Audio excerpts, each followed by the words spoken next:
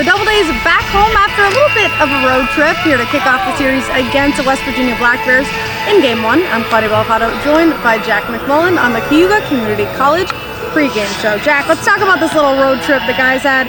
They went 2-10, but I did talk with Mark Harris before today, and he said they were close games. They were winnable games for the Doubledays, and I think that's a problem we're seeing a lot. They just haven't been able to finish those games. Yeah, and sports in general, I mean, I know we hear it a lot with, something like soccer or football, but in baseball too, I mean, it's a results-driven business. That's all sports are. It's all results-driven, so you're always going to look at the W or the L in the win-loss column. But they have played close games, like Harry said, so it's about actually finishing the job with those. And they just haven't had many good breaks as of late. So maybe now, after you had 2 days off for the All-Star break, a chance to unwind and then maybe come back and finish up the season strong.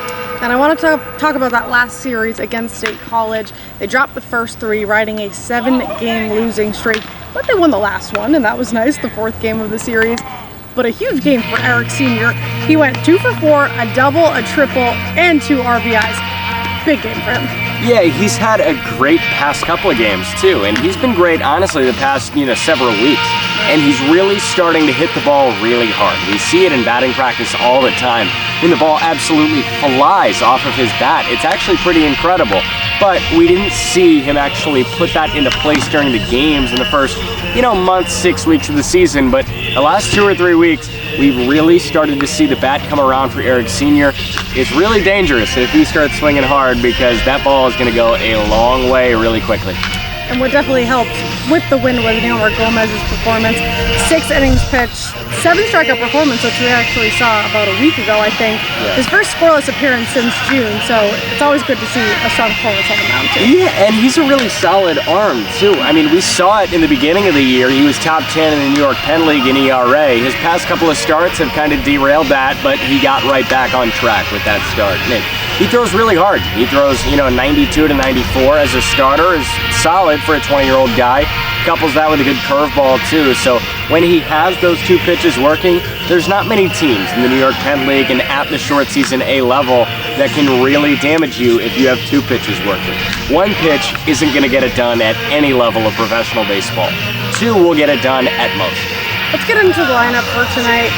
We see Vega in there, who went 1 for 4 on Monday, rather. He had a double, he had an RBI. Like I said, Senior had a huge game, he's in the 4-hole.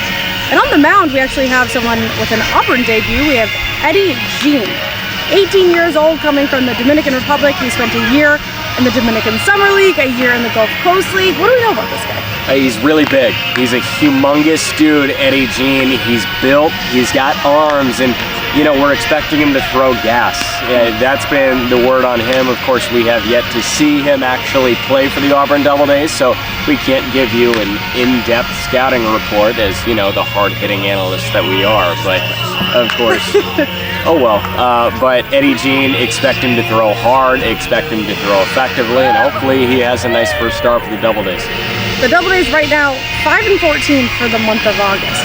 West Virginia, first place in the division. But the guys had a little chance to cool down for those who didn't play an All-Star, so they have a chance to win this game. That's definitely, at this point, about mindset. Definitely, and there were some guys that were banged up that were getting right. Of course, I don't want to say who was banged up, because, that's none of your business. Secret.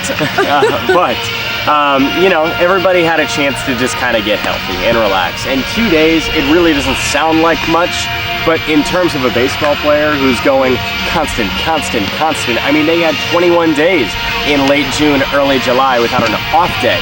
But 2 days feels like an eternity for these guys. So those 2 days were great to just kind of hit a hard reset, relax, put your feet up, maybe play some Fortnite. Do kids still play Fortnite? I think so. I think so, These guys too. Definitely do. I know we have some Fortnite Yeah, guys. we've got some Fortnite guys. I've never been into it personally, but they probably did play their Fortnite, and I think they're ready to go with baseball again. Let's hope the Fortnite helps.